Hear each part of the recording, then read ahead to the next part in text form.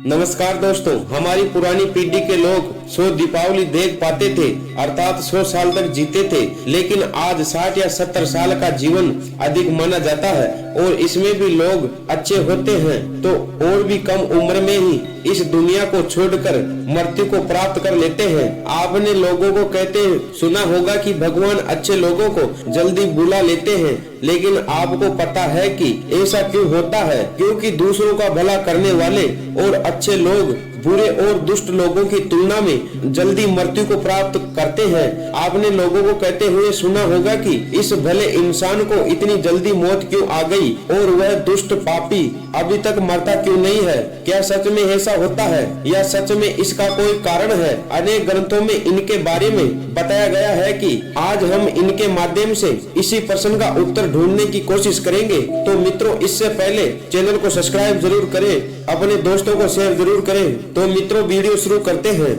गीता में भगवान कहते हैं कि जिसने जन्म लिया है उसकी मृत्यु अवश्य होगी। हमारे सनातन धर्म में माना जाता है कि किसी व्यक्ति के जन्म से पहले ही ये तय हो जाता है कि उसका जन्म कहाँ होगा, उसका माता पिता कौन होगा, उसका विवाह किसके साथ होगा, यहाँ तक कि ये भी तय हो जाता है कि उसकी मृत्यु कहाँ व किस वक्त होगी। सभी धर्मों में मृत्यु को एक अटल सत्य माना गया है और जिसने जन्म लिया है उसे एक न एक दिन मरना ही पड़ता है। किसी का जीवन या मृत्यु भगवान के हाथों में होता है। आपने सुना होगा कि जितनी चाबी भरी राम ने उतना चले खिलौना।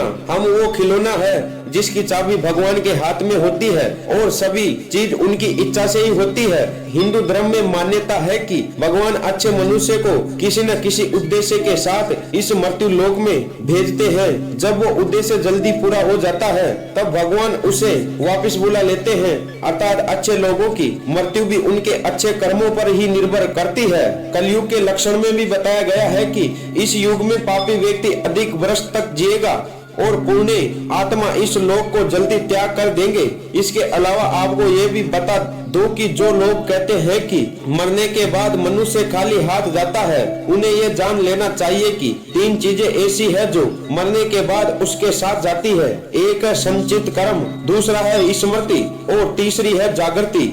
इसलिए आप अब किसी से कहना मत कि इंसान खाली हाथ आया है और खाली हाथ जाएगा। हमें कई बार लगता है कि कुछ भले लोग या हमारे परिजन थे जो भले थे, कभी भी किसी का बुरा नहीं किया था, कभी किसी को सताया नहीं था, फिर भी भगवान उनको अपने पास इतना जल्दी क्यों बुला लिया?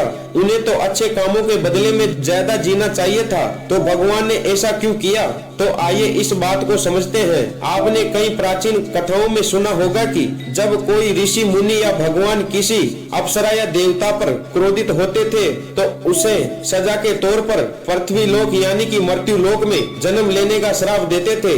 ये मृत्यु लोक और लोकों की तुलना में ऐसी भयानक और दुखदायी जगह है जहाँ सजा के तौर पर देवताओं और अप्सराओं को भेजा जाता था और सजा मिलने पर वो देवता और अप्सरा गिड़गिड़ाते थे कि हे प्रभु, हमसे गलती हो गई है, हमें माफ करे और हमारी सजा कम करे। ये मृत्यु लोक समस्त ब्रह्मांड में न तो अच्छी जगह है और ना बुरी जगह है। आप इसे कर्म भूमि भी कह सकते हैं और कर्म के हिसाब से ही आपकी आगे की यात्रा तय होती है। जब हम जन्म लेकर यहाँ आते हैं तो हमें इस मृत्यु लोक की माया जाल और मोह माया घेर लेती है और ये मृत्यु लोक हमें अच्छा लगने लगता है। हमें इस मृत्यु लोक व यहाँ रहने वाले लोगों से मोह हो जाता है। हम इस मृत्यु लोक को छोड़कर नहीं जाना चाहते हैं और हमारा कोई साथी इस लोक को छोड़कर चला जाता है जो कि हमें बहुत दुखी होता है। जबकि किसी इंसान की मौत होती है वह जीवात्मा यमराज के वहाँ जाती है और वहाँ उसके कर्म का लेखा जोखा होता है और उसके कर्म का वहाँ लेखा जोखा देखा जाता है। उस जीवात्मा ने अच्छे कर्म किए हैं या बुरे कर्म किए हैं। अगर किसी जीवात्मा ने मृत्यु लोक में बहुत बुरे कर्म किए हैं तो वह बहुत ज्यादा लोगों को सताया है, लूटा है, दुख पहुंचाया है, तो उसे दूसरे जन्म के साथ उसको पूरा हिसाब चुकता करना पड़ता है और उसी कारण उस जीवात्मा को लंबा जीवन काल मिलता है। यदि जीवात्मा को अच्छे कर्म किए हैं तो उसे अगले जन्म में कम सांसें दी जाती है। कई लोग कहते हैं कि अच्छे काम करने वाले को लंबा जीवन देना चाहिए और बुरे कर्म करने वालों को कम जीवन देना चाहिए, लेकिन भगवान ने जो व्यवस्था बनाई है वह बहुत सही व उत्तम है, क्योंकि इस मृत्यु लोक में रहना और जीवन व्यतीत करना हमारा लक्ष्य नहीं है। हम जीवात्मा का अंतिम लक्ष्य तो परम पवित्र बनकर मोक्ष प्राप्त करना है और परमेश्वर का सानिध्य प्राप्त करना है। हर एक जन्म के साथ हमें अवसर मिलता है कि हम अपनी चेतना किस तरह कर ऊपर उठाएं, क्योंकि हम बुरे काम करते हैं तो हमारी चेतना का स्तर नीचे जाता है और हमारे की हजारों कई बार तो करोड़ों साल तक इस मृत्यु लोक में दुखों को झेलना पड़ता है।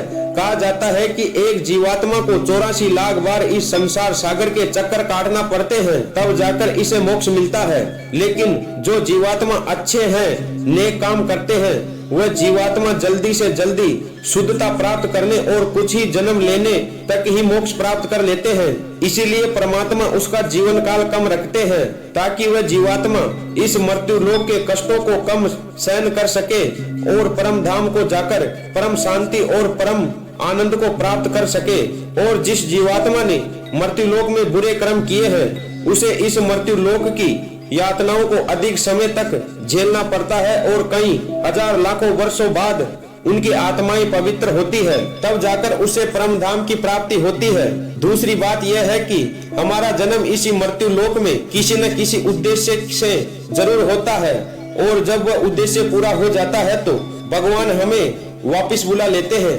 ऐसा नहीं है कि सभी लंबा जीवन जीने वाले ने पूर्व जन्म में बुरे काम ही किए हैं, लेकिन वह अभी तक जीवित है, तो उसका मतलब ये नहीं है कि उनका जीवन का उद्देश्य अभी तक पूरा नहीं हुआ है। मित्रों, आप समझ गए होंगे कि अच्छे लोगों की मृत्यु जल्दी क्यों हो जाती है। जो भी हमारे प्रियजन थे और जिनकी मृत्यु जल्दी हो गई है, वो एक पवित्र आत्मा थे, और जितने दिनों तक हमें उनका सानिध्य प्राप्त हुआ वह हमारे सौभाग्य था।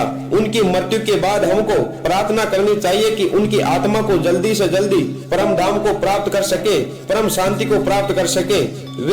ये जन्म मृत्यु का रहस्य कुछ ज्यादा ही गहरा होता है, जिसे देवता लोग भी नहीं समझ पाते हैं। इसलिए मित्रों, अपने जीवन को सार्थक बनाने के लिए अपने गलत आदतों को छोड़कर अच्छी आदतें अपनाएं और तपस्या में मन लगाएं, क्योंकि ईश्वर सर्वशक्तिमान है और वही हमारा बेड़ा पार कर सकते हैं। तो मित्रों, आज की यह वीडियो आपको जरूर पसंद आई होगी, तो मित्रों वीडियो को शेयर जरूर करें, और अगर चैनल पर नए हो तो चैनल को सब्सक्राइब जरूर करें। मित्रों, मिलते हैं अगली एक और वीडियो में।